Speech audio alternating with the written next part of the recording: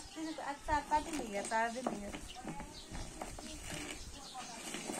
बिहान नुहाइदिनुस् भन्थे छी हेर त फोन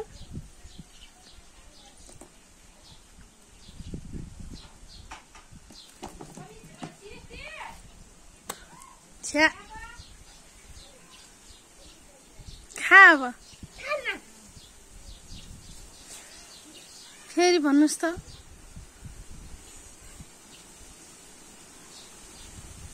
खानुस् के मिठो होला के गर्नु नि त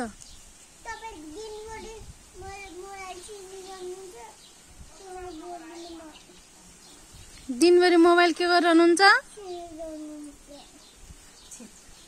जतिखेर पनि मोबाइल समाएपछि नछिन्ने त तँलाई हेर्न दिइरहने को होस् त